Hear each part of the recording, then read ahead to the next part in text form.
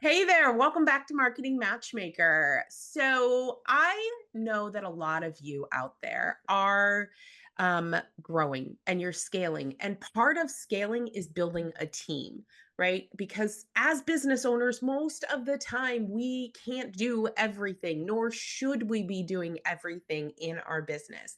And that's exactly where Eden Lovejoy comes in. I love this topic because I think it's going to help all of you out there that are either just getting started building a team and or would like to grow your team or build a more effective team.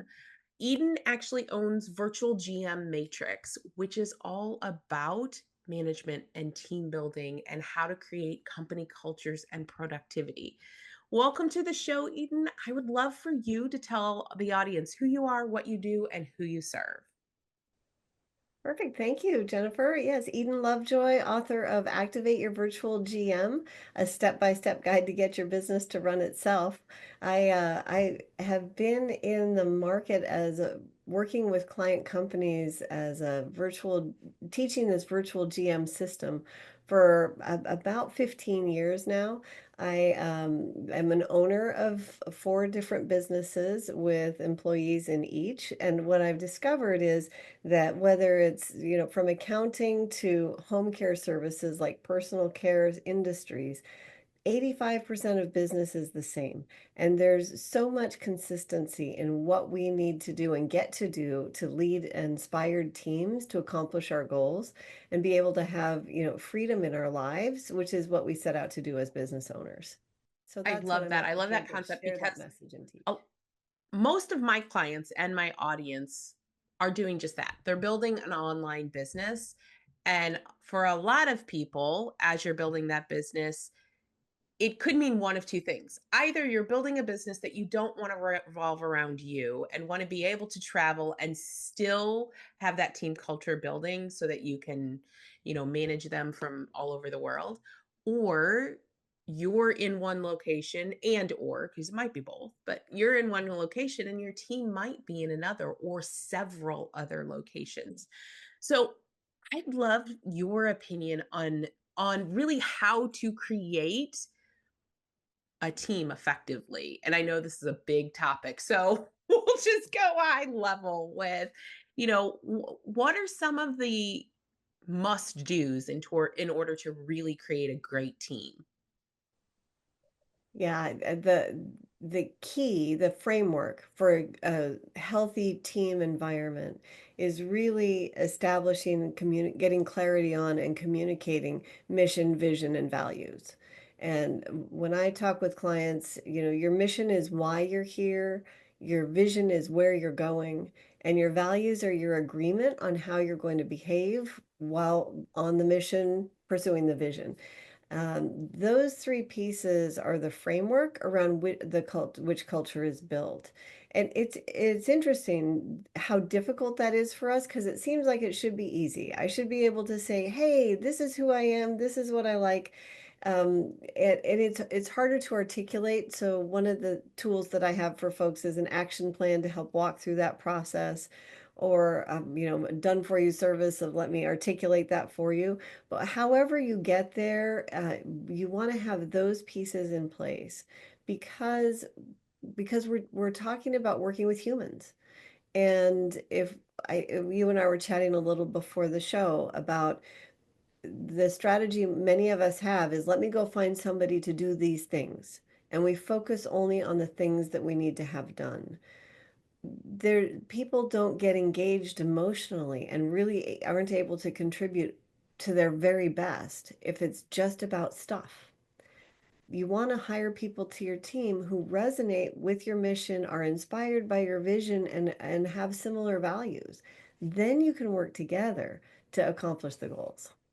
I love that perspective because I agree with you. I think a lot of times as business owners, we're looking at, I need this done, whatever that might be, which I think could be effective for a very short term. But if you want to build a long term, stable team for your business, it is really about getting as much buy in from them into the business as you have.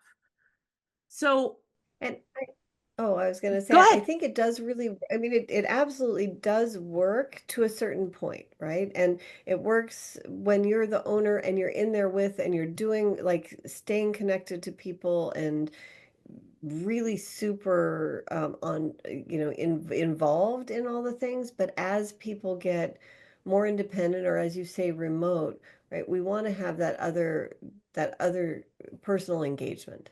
Yeah, and I think one of the things that that it does foster is an accountability for your own part in the business, which is what we all want, right? Like we want everybody to be, I don't know about you. I'm assuming you have the same mentality as I do, which is I don't really want to micromanage people, right? I just want them to be able to do their job effectively without the constant, having someone over your shoulder, especially in the world we live in today where a lot of people aren't necessarily in the office anymore. Mhm. I absolutely agree. There's two pieces to it. There is, so my definition of supervision is based in a belief that people really want to do well, generally, right? And Yeah. I only want people on my team who I trust are there because they want to do well and they have the skills to do well in their role. So my responsibility as a leader is to allocate resources and establish priorities, to be very clear about what's most important and make sure people have the resources to be successful. That being said, I've, my favorite line is delegation is not abandonment, right? Right. So I also have to have a feedback loop that is established where we both know, like, what's the timeline of the project? What's our check-in schedule? How are we, like, we need to be intentional. I can't, because I think we sometimes think, oh, I want to trust this person, so I'm going to give them a thing. And then I get frustrated because it's not done in my timeline or exactly the way I want or not how I expected. And so we do have to be active in the practice of delegation in order to get the results that we want. I so agree with that. So, how does someone well, actually, let me roll that back a second. What are some of the pitfalls? Like what do people do that are absolutely a mistake when it comes to managing teams? Oh, that's a good question. Um, Give me just a second to think about that. I know silence is uncomfortable for some, Totally but understand. one of the most common is two sides of it again, to expect that people will do what we do or will Mhm. have the knowledge that we have, right? It's when I think one of the things we do as an error often is to train people to the way that we think would be sufficient for training. I have this challenge sometimes, like, well, I gave you the information, I showed you the thing, you should understand it. Okay, let's move on. But I don't stop, we don't stop to check. Do you have the understanding? Is that the right way for you to learn? Is there a different way for you to understand it? So that's one error, right? Is anthropomorphizing, if you will, which putting assuming that that person will hear information the way that you're hearing it and gain it Right, the same way that you gain it right. is one error. The other is to expect that people will do things exactly the way you would do them. Early in my career, a mentor said to me, if you can stand to have things done to 80% of how you would do it, then you can have a team. And if you can't, then you ought to stay a solopreneur. So we have to have the flexibility to be able to invite the creativity, contribution, and perspective of other people and not be so rigid in needing it to be done exactly how we would do it. Choose Yeah, your battles.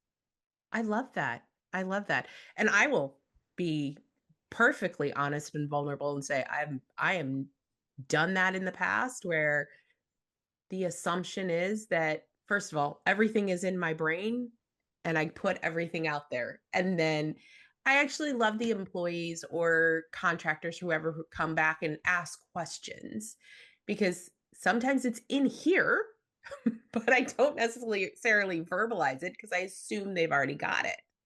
And they may not. Mhm. So that has definitely been a learning along the way as I have grown my leadership and my abilities. So what are some ways that we can help to really foster that sense of ownership for our team members, whether they're subcontractors, contractors, or employees? So once we have the mission, vision, and values in place, a few things. One is to tie the vision to the responsibilities that are delegated to each person, so we connect them to that direction, and where people can really see their value and their importance to the process of where we're going. We do that through the role definition and providing people with a clear definition of their role that includes not only the results that they're accountable for, but the authority they have to achieve it. So it's a short form way to, there's a process for designing your position descriptions, but those two pieces are key. And when we write a role definition or give people their scope, um, my philosophy is I don't want to tell them how to do what it is. I want them to own the results that they're responsible for and show them what I've found to be best practice, and then be open to seeing how they improve that, right? And then also need to let them know what's the scope of their authority. What's your budget? What's your decision-making authority? What's your directive authority? Like, we give people the tools to be successful. Awesome. Awesome. I love that. So, explain to me a little bit more about virtual GM Matrix. What is it that you guys do? How is it that you help companies grow? So the virtual GM matrix effectively puts in place in the team all of the skills and accountabilities of a general manager without needing to hire a general manager for a position.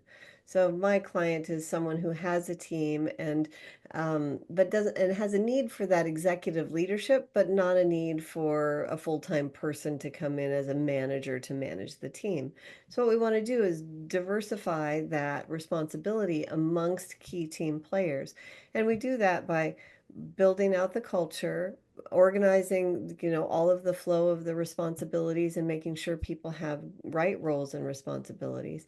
And then giving, there's accountability in each role to hold each other accountable to what we're up to, so a general manager holds people accountable and leverages productivity on the team. When everybody on board is in agreement about what we are here to accomplish, and they have the authority to ask a question, and a sample conversation might be, Joe, in terms of our mission and the value of X, what you're up to right here doesn't seem to be a fit. Can we look at it from a different perspective? Right? Then that starts to cross pollinate, and you build a system of dialogue that really holds the whole team accountable. And it's not one person having to create that accountability.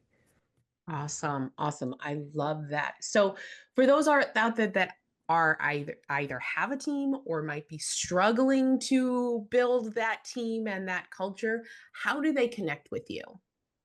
Now, I want to make it really easy for everybody and easy to remember. So go to freebusinessbook.com, and I would like to gift the listeners to Nice. this podcast with my book, Your Virtual GM, and all the information is there with links, and the system, the complete matrix is there for you as a free gift at freebusinessbook.com.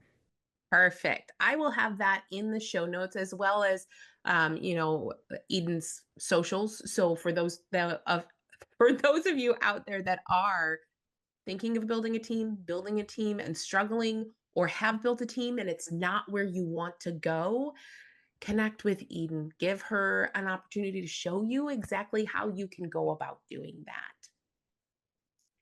And for those of you out there right now that are struggling with your marketing, whether that's you don't know what to do first or next to really take that next step in your business growth, or you're struggling with scaling to the next level, head over to yourmarketingmatchmaker.com. Sign up for a free strategy session where I promise you will walk away with at least one actionable item to help you grow your business, increase your revenue, and scale your impact. Thank you so much for being on the show, Eden. Thank you, Jennifer. I look forward to talking to all of you next week. Thank you for listening to the Marketing Matchmaker podcast. If you enjoyed this episode, I would love to hear your feedback. Please head over to Apple, iTunes, and leave a review so we can hear from you. And if you are a coach, consultant, or online course creator who are looking to grow your business, increase your income, and scale your impact, connect with me at yourmarketingmatchmaker.com. I look forward to hearing from you.